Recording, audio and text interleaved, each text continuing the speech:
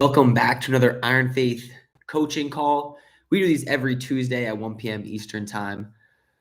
Here I answer any of your guys' questions you guys might have. I see one on the chat already. Matthew asking, how can I coach high school kids since not all the kids are believers or other coaches about Jesus and faith? I think, I'm definitely not an expert in this area, but, one of the things that I think is super important with your guys' wrestling as a coach is to hold yourself to a high standard. So when you're coaching, and you're influencing all these kids outside of just the wrestling technique, you need to make sure you're representing Christ well. You represent yourself well. You're not swearing. Type of music that you're playing is the right type of music. I think, naturally through conversation, things will come up. But, all of our owners at Iron Faith, we're all Christian, but doesn't mean you have to be Christian or anything like that to be part of the club. That's just, I think it will naturally come up over time. One of the things that I do is share my faith in, coaching calls like I am right now, so that my wrestlers know what I believe in. But I don't think you should be, changing your coaching style based on, whether someone's a Christian or not. But yeah, if you guys have any questions, wrestling questions related, anything like that, leave them in the chat. I'm going to go through the online academy right now and answer any questions you guys might have.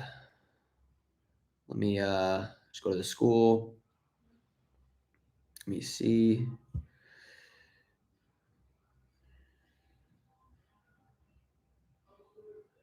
All right, so he posted video, so I won't really be able to go through that right now. All right, Cole's asking, I'm really trying to build a system this summer. I usually like to be right hand collar tie, left hand inside tie. What is the best way for me to get into my desired tie? And what takedowns could I have in my system that will go good together if an opponent tries to counter? I'm trying to master a few moves that can flow into each other. So one thing I talk about a lot is you guys mastering a wrestling system, figuring out your favorite tie-ups, your favorite attacks, combining things together, starting off simple, but then adding things as you go on.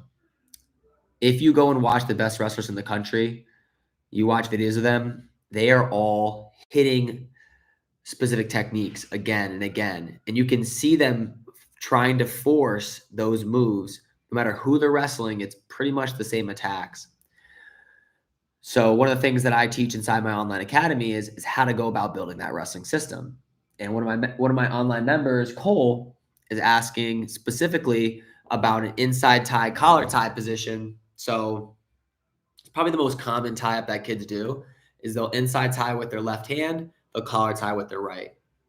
The problem with that tie up is your right arm, the collar tie hand, is your shooting hand. And it ends up getting caught on the collar tie, and it makes it very difficult to attack. So I personally like having an inside tie and then my opposite hand blocking on the elbow, grabbing the wrist, collar tying, faking, doing multiple things. So I get an inside tie with my left hand, and then my right hand is being more active. I'm not just hanging on to a collar tie like this. A lot of coaches say don't wrestle ear to ear. So inside tie is the main tie up, and use your right hand, which is your shooting hand, as use it, make it active. Don't just hold a collar tie. Fake with it, clear with it, grab the wrist, thumb block his elbow, collar tie, pull, push with your forearm. So it's an active hand. That way you're not just holding on, and then when you try to shoot, your right hand gets stuck because your opponent's controlling that elbow tie. So my biggest recommendation is focusing more on that inside tie than the collar tie portion. Make your right hand more active. And then as far as combining attacks and what attacks to go to, there's plenty of attacks you can do. from the inside tie. I have a whole instructional on the inside tie. So you can go watch that if you're interested. Also, like just simple ones, you can go high crotch, you can go single, you can go fireman's, you can do drags from there. Now, one thing he was asking about was, well, what if I can't get to the inside tie? So his number one type's an inside tie. What if I can't get there? I keep trying to get to inside tie, but they keep fighting in. Well, depending on how they're countering your inside tie, that's where the next shot could open up. And there's a lot of options. The thing is, you guys have to pick what you're going to go and end up doing. So, for example, I'll give you guys a scenario. Say you're trying to fight for an inside tie with your left hand, and your opponent digs in and gets a collar tie, so you can't fight in because the collar tie is in the way. In that situation, what I can do is do a post high crotch. I can post the collar tie off and go high crotch. I can also elbow pass high crotch or elbow pass low single.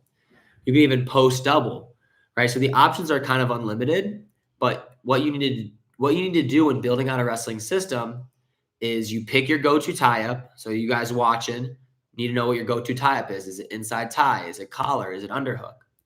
And then when people start stopping that tie-up, start figuring out your next move based on that. If every time you go for an inside tie, your opponent keeps going collar tie and you can't get to inside tie, well, then you have to develop an attack when your opponent has a collar tie on you. Maybe it's post, maybe it's elbow pass, maybe it's chopping it to a drag.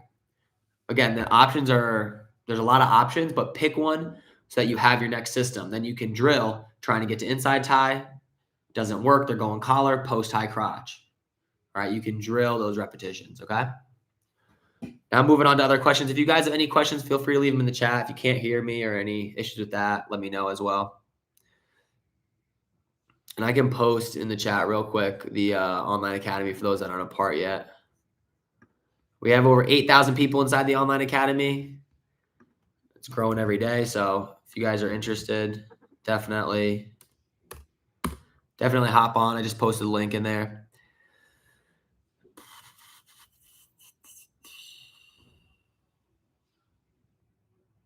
All right, Steven's asking about wrestling more aggressive.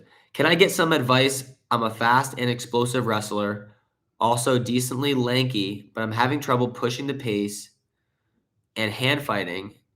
I've been trying to develop a high offensive style, but having trouble.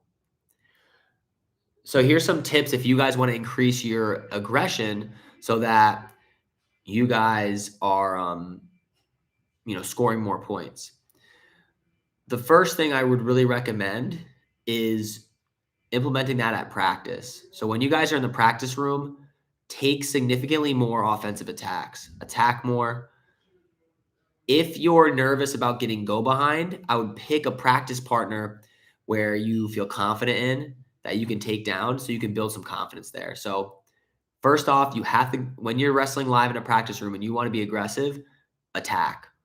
And my recommendation actually is don't set your shot up fully in practice. Just attack. Get on the legs. I think some people spend 10 minutes hand fighting and they miss all the opportunities to shoot. Instead, I recommend, a couple seconds of hand fighting and then diving into a shot and getting on a leg and just continuing to increase your offense. It will help you become a better wrestler. In matches, you can slow it down a little bit and pick your shots more selectively. But in practice, attack, attack, attack. Don't be afraid to get go behind. Another thing I recommend is if you are in a match and you take somebody down pretty easily, in general, you want to cut them, get another takedown. It's going to build that intensity in your wrestling, and it's going to help you get more repetitions with takedowns. So if you take somebody down very easily, I definitely recommend letting them go and getting another takedown. So that's some of my recommendations for increasing your aggression. You have to train harder too. Okay. Add some fakes. That's a great way to increase your aggression too. Just add some fakes. Move your feet a little more. Do everything a little bit harder. Club them a little bit harder. Snap down a little bit harder. There needs to be more effort as well if you want to increase your aggression. I got one of my members asking about freestyle videos. We will have a freestyle video coming out. The first freestyle video I'm putting out, though, is just going to be kind of an intro to freestyle wrestling. I'm talking about the rules. I'm showing leg lace, gut wrench defense, leg lace defense, and crotch lock, some little shot defense things. So it's not necessarily going to go into like a 10 to 15 different moves on how to turn people. But the moves I picked, the gut wrench and the leg lace, are the two most popular moves for parterre, for mat work, for freestyle. And you can win an Olympic championship off of just those moves. You don't need to have the additional turns. In reality, when you're going for a single leg, you're looking for a leg lace. And when you finish a double leg, you might end up in a gut wrench position. So I have that video coming out. So be on the lookout. And I'll have more to come. If you guys like the freestyle videos, I can definitely make more.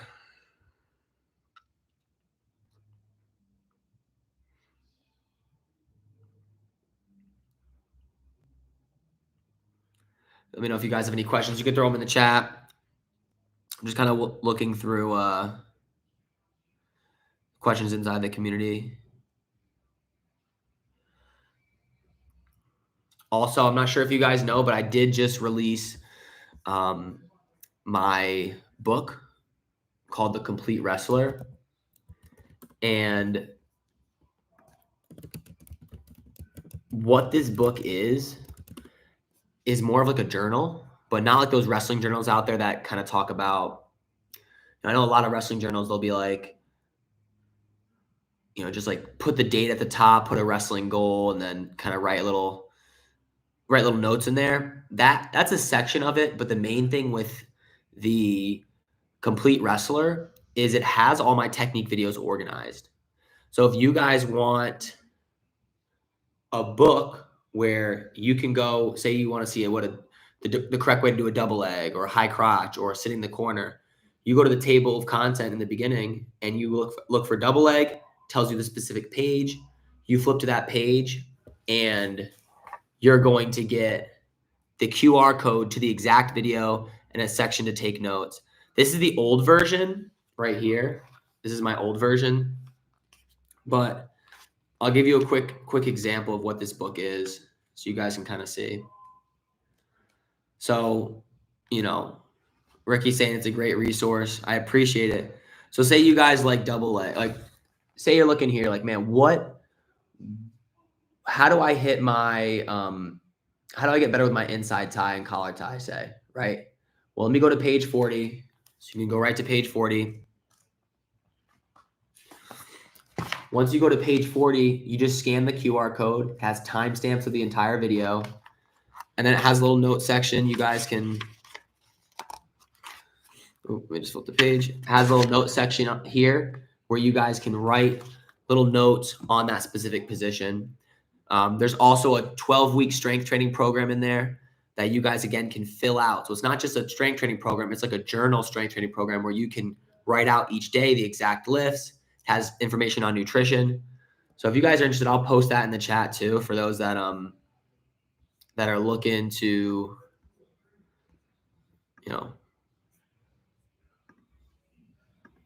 those that are looking to improve their wrestling, want to get a little wrestling journal, post that in the chat. Just give me a second.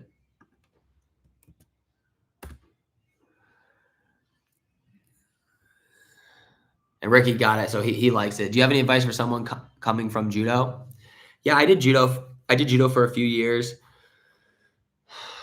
My advice for judo is definitely use those throws in wrestling. It's going to be an advantage for you guys. So don't be afraid to, attack with the throws, with the upper bodies, and put the stuff together. So don't be overly obvious with your judo, meaning like blend the judo and the wrestling. Learn leg attacks, and then use the judo as a complementary to the wrestling. Don't just try to force throws all the time. Then people are going to really avoid those positions and you're going to struggle to get the throws. So disguise them. Just like you're setting up a throw in judo, like you're disguising them. I think they're great for shot defense too. Someone shoots on you, you can hit a Uchimata on them. That's a great technique. People call things a little bit differently. Ippon Nagi is a pretty horrible throw, I think, unless it's in freestyle. So if you're doing folk style wrestling, I don't recommend doing Ippon Nagi, which is just the arm throw for wrestling, if you guys don't know. It works fine in freestyle, but in folk style, most times you slip and you give up the takedowns. And then the wrestler said, just had a car crash. My face has stitches. Dang, that does not sound good. That should be healed up this week. Had states like 10 days ago. How should I train to keep my cardio up and give myself the best opportunity to place at nationals next weekend? If you have an injury and you want to get your cardio, you want to keep your cardio going because you can't wrestle, I think one of the best devices to do cardio, I like the fan bikes. So I think fan bikes are pretty great. We had a thing called a Versa Climber. I'm not sure if you have access to that, but a fan bike is great. You know, one of the ones where you have to use your legs and your arms. And the best thing that emulates a wrestling match is interval training. So you just do like 20-second sprint, 40-second rest, 20-second sprint, 40-second rest. You can do 10 minutes of that. If it's just your face, then you can do stance and motion. Stance and motion is also a great way to keep your cardio up for your wrestling if you can't fully wrestle yet. David saying, I'm new in wrestling. What do I do first? Well, first off, you need to join my online academy. I'll pin that at the top of the chat. So David, you gotta join the free online academy. And then in there is a introductory video on how to wrestle. It's like, is this your first year wrestling? It's called The Fundamentals of Wrestling. There's a course in there. This is all 100% free. Go watch that video. It's going to tell you exactly what you need to know in your first year of wrestling. Single leg, double leg, high crotch, arm chop breakdown, spiral ride, tripod stand up. It's going to give you the exact techniques that you should be focusing on that first year of wrestling. Nikita, thank you. I appreciate that.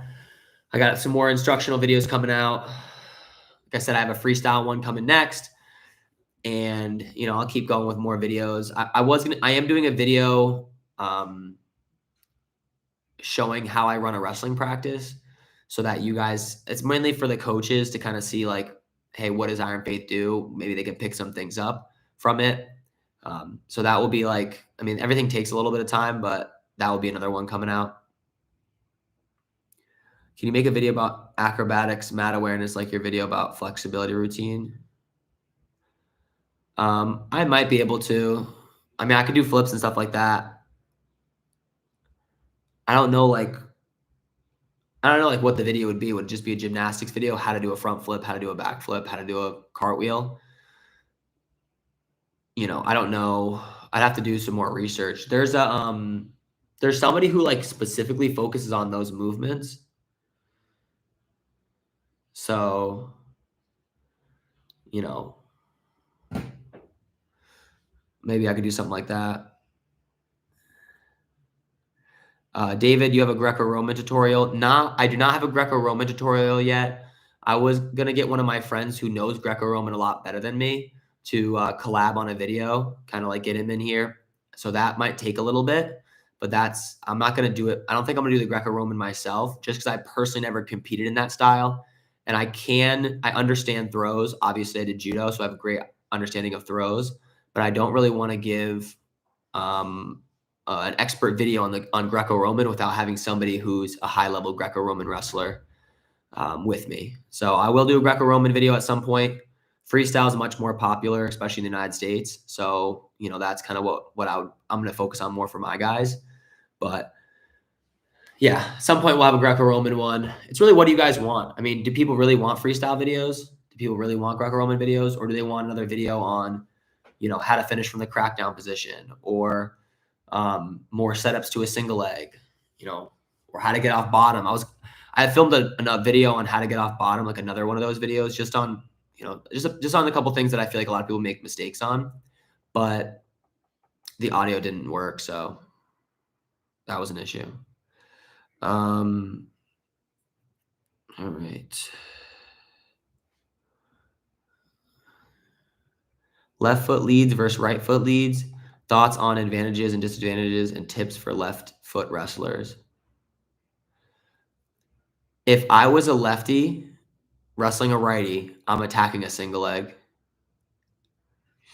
If I was a righty wrestling a lefty, I would attack a single leg. Then if I'm matching lead legs, I'm probably going for a single leg. That would be my recommendation because that leg is forward. So that's my recommendation. I mean, the advantage to being a lefty is that most people are righties.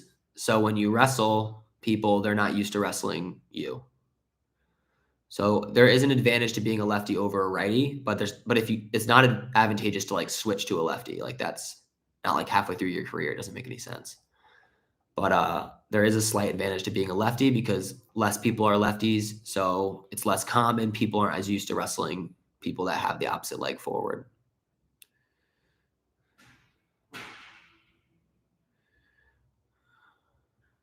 All right.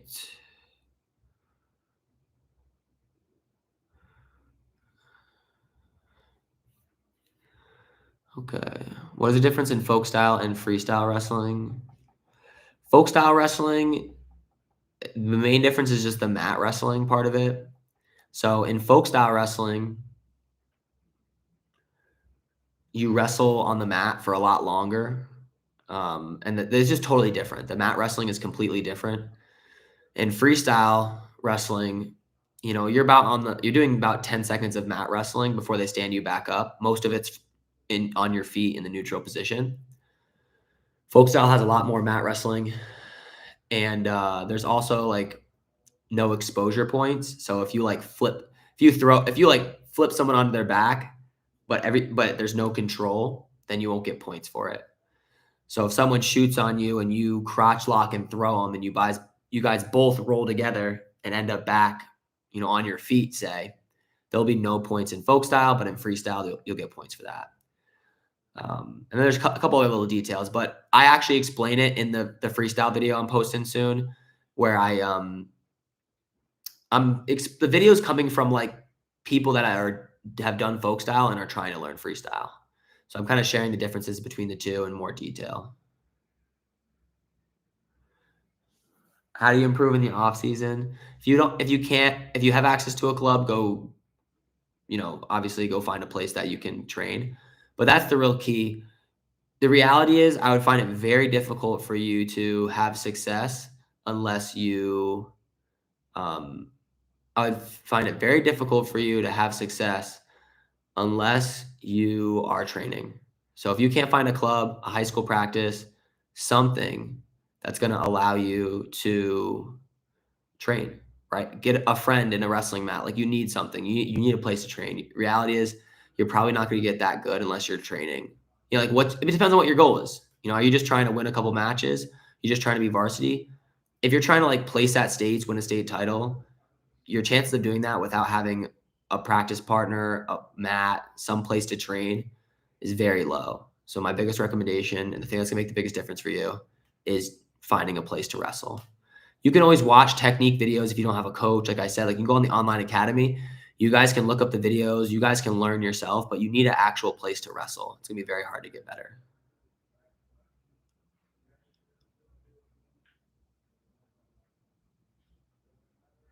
Miles is saying, some people say as an adult, you don't learn wrestling. Me, I'm an adult and I will learn like the kids. Have you seen that? No, I think that what people are saying is that there's not really adult wrestling, right? Like unless you're going for the Olympics, adults don't really wrestle. Jiu-jitsu, adults go and they do jiu-jitsu. It's just not popular for adults to like start wrestling. You can of course learn the sport. We have some adults come in. Most of them quit. They're not used to like training really hard. There's not like I don't know how to say it. There's not a hobby wrestling, and there's not many places where they wrestle for a hobby. Wrestling is normally competitive. People are trying to get really good.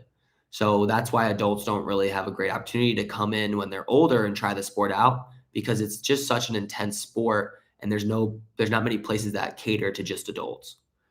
Craig is asking, high school girls wrestling coach, advice for practice schedule to keep the whole room engaged with a mix of brand new higher level wrestlers in the same room.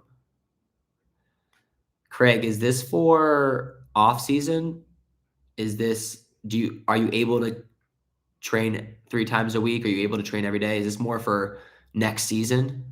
I guess I need some more information on kind of what program you run. You're a high school coach? So are you not allowed to coach them during the off season? And then Nikita, you and your students doing gym?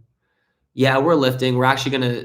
Well, our people lift on their own, but we're gonna be starting a lifting program at our academy within the next few weeks because I think it's very hard for kids to be self motivated and get to the gym on top of all the wrestling practices. So we're just gonna implement that into our practices. We right next to our academy in the same exact floor, same building, there's a weight gym. So we're partnering with that business to do that. Craig saying, beginning of each season, there are always new girls who didn't come to any. All right, yeah, perfect. So Craig's asking, hey, I run a wrestling program and I have girls that come in that are already really good, and then I have girls that are really bad or new, just brand new, right? How do I do a practice that's going to allow them both to train? You got a couple options. If you have another coach, you can split the class up. But in general, I have them all stay together. And I'm not really the reality is like no matter how advanced they are, a lot of the stuff, a lot of the techniques they need to know anyways. And it's just the difference between a beginner and an advanced is the degree of which they know the move. So like for example, you're teaching a single leg. If it's your first year wrestling, you might just need to know the basic movements for the single leg. But if you've been wrestling for 3 years, you need to know the exact head position you need to have, or the exact lock, or the exact, way to grab the heel when you pick it up. So everyone needs to know how to do the single leg correctly, right? And you can still drill and teach the same techniques, but when you go to the beginner, you're just showing them the general form. Then when you go to those advanced kids, you can show them the more details in the moves. So instead of showing advanced kids a bunch of random crazy techniques that are hard to get, just show them in more detail the moves. So another example is you're showing a snap down go behind. For the person who is their first year wrestling, you just show snap into their hands and spin behind. For a more advanced person, you're showing snapping them to their hand, but you're making sure that they push in really hard first. Maybe you're making sure they hit a fake before they snap. As they're going for a go behind, their partner's facing them to not allow that to happen. So that's my biggest recommendation is just cater to the groups, but show the same techniques. Hey, we're all going to work single legs. We're all going to work front headlock. But when you go individually to that group that's more advanced, you're giving them a more advanced advice. That is my recommendation for the beginner and advanced people. And train I mean, I don't know. I train to the level of the advanced. I don't cater to the beginner. I force the beginner to raise their standard and get and improve quickly. Meaning, we're gonna drill hard if you're a beginner. You know, you're gonna push the pace. You're gonna, yeah. But that could be a little different. High school is a little less than a club. A club, people are paying to get good at wrestling very quickly, so they're more understanding of, hey, we're gonna train hard. But I don't think it matters. I think I would do the same thing if I had a high school as well. Matthew saying, if I come to your gym, will you train me and will there be high level adults to train with? We mainly have college wrestlers, so they are adults, but they're between, 23 and 18. We don't have any like actual adults. Like most of them just go to MMA or jiu-jitsu, meaning like 25, 26 later on. There's not many places that have those age wrestlers, uh, except for like Olympic Training Center, I guess. Miles, I have the chance in Europe. We can practice the wrestling as an adult in freestyle wrestling clubs and compete if we want. Yeah, it's awesome. Very cool. David, I'm 17 years old and I'm new in wrestling. Is it too late to be an Olympic champ? I wouldn't say it's never too late, but it'll be very difficult. It'd be insane if you did. It would be very wild if you did that. But I don't believe in ever doubting anybody or anything like that. So anything's possible. I don't know like something like that's been done before. I've heard there was a senior in high school, so like a 17 to 18-year-old. I think Dan Gable was just telling a story about one of the athletes he knew who was a senior in high school, just started wrestling, took second, at New Jersey State's his senior year, and then ended up, going into college and making the Olympic teams. He was an Olympic champ. He wasn't even an Olympic champ, but that was the craziest story I've ever heard. And the other thing too is wrestling's getting so much better. So, I think like in general, if you're starting that late, very hard to do that. But you can set maybe different goals to start, and maybe you will get there sometime. If you're wrestling until you're 30, I don't know, 13 years of wrestling, maybe you can get it. There's so many factors, right? Do you have the right environment to even get there? Right? Like, are you in the middle of nowhere where there's no high level wrestling? It's like, I don't know. So you got a lot of different factors there.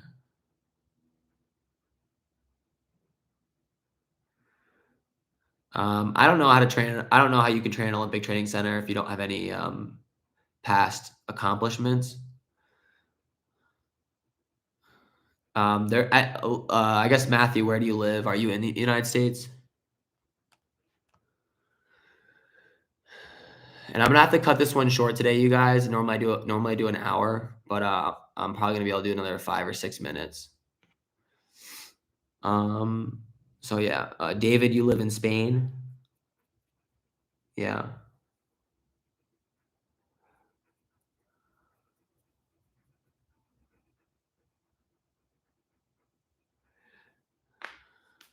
Oh yeah. So Matthew, the Olympic Training Center is in Colorado.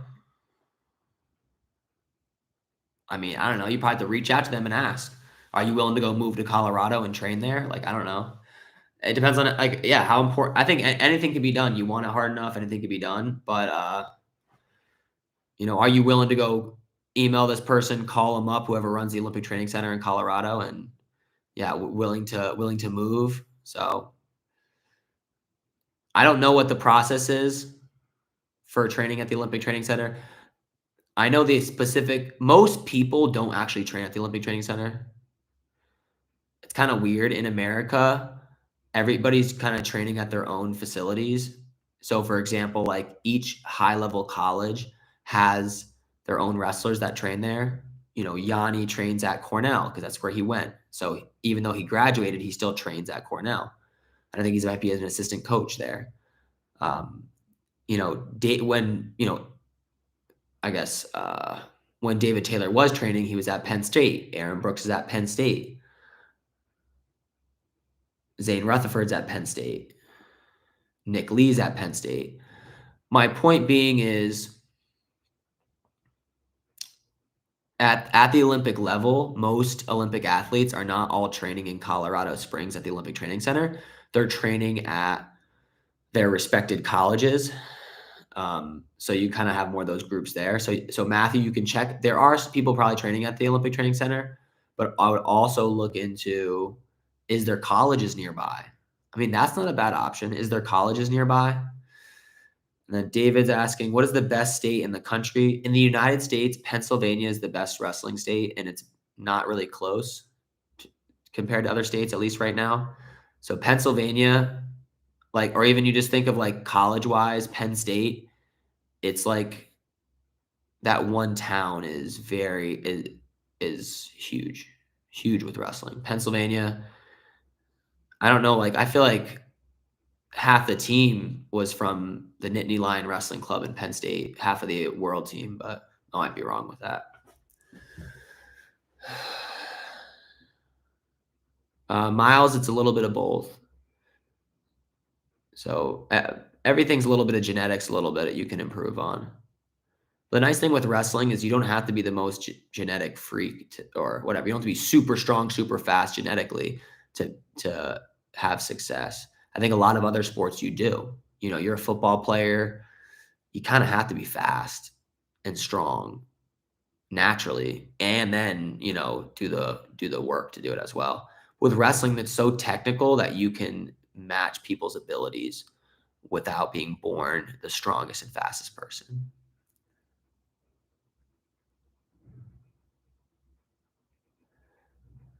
Yeah. Yeah, I mean, in Russia, I think wrestling's a much more popular sport. In general, though, you know what's crazy? Wrestling's not that popular of a sport.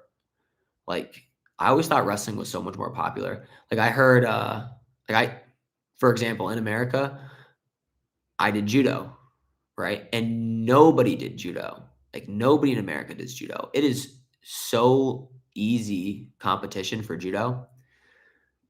But judo is like one of the most popular sports in the world. So I'm thinking judo is so not popular. Wrestling's way more popular because all my friends in school are wrestling. But pretty much that's only in the United States. Like in a lot of these other countries, judo is way, way more popular than wrestling. All right. Jerry's asking, I'm coaching middle school in a very small town, 14 kids with a range of skills from near excellent to complete beginner. What is the best way to maximize practice to fit all needs? Who's saying record more videos with Dante? Is that Dante's friend or some random person? Um, I said it earlier in the stream, but I went in detail, Jerry, about how to deal with different ranges of skill level. The general idea is, pick the techniques that you feel everyone should know. So, for example, in my book, I have our gold laces system. And our gold laces system goes from level 1 to level 5. And it's the techniques that I believe every single wrestler should know. Okay. And what I do, no matter if they're a beginner or advanced, everyone needs to know these techniques. But it's just the advanced people are going to get more attention to the details, while the beginner person is just going to learn the general move. So I went into detail on this. I don't want to kind of repeat it for everybody else watching. But if you go back when this gets posted, if you go back into it, you'll hear it. You can also join my free online academy that's posted at the top, and you can drop that question in there, and I'll make sure to type out a nice answer for you.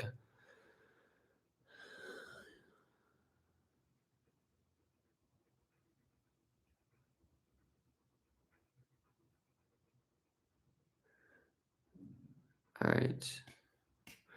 The MMA media says American wrestlers are very physical, but I don't agree. I see them very technical. Yeah, I don't know. I've never wrestled internationally, so I don't even know the difference between the other styles. Like I haven't felt it. From what I've just heard, same thing. From what I've heard is that America is more aggressive, hand fights more, has a harder pace. But I don't even know. I don't know what the truth is behind it either. I know those Russians, they're on steroids. That's why they win. They're all jacked out of their mind. I'm kidding. All right. I got a few more minutes, you guys. If you have any questions, and then I gotta hop off. I got a couple other things I gotta get done. But we'll hop back on next Tuesday at 1 if you guys have more questions. MMA World's asking for a taller person coming from BJJ. Wrestlers should avoid the tie-up and just wrestle from the outside. Or I'm guessing hand fight.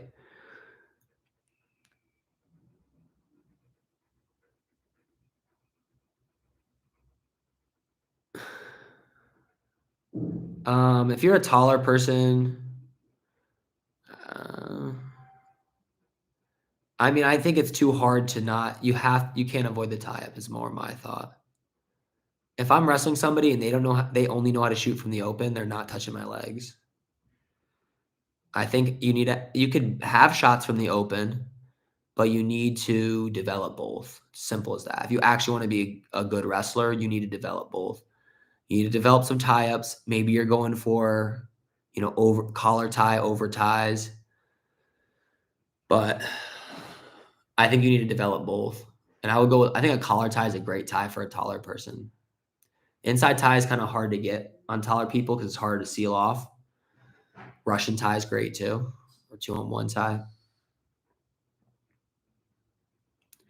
Yeah, Greco is not very popular in the United States, Matthew. Like we'll do like Greco probably a little bit, but I gotta learn the rules and everything. This is about to be my first year probably coaching Greco, so I gotta kind of learn all the rules and make sure nobody touches the legs and stuff like that. Um, and then and then Nikita is saying that it's true Russians do take PEDs. So, and he's from Russia, so he knows.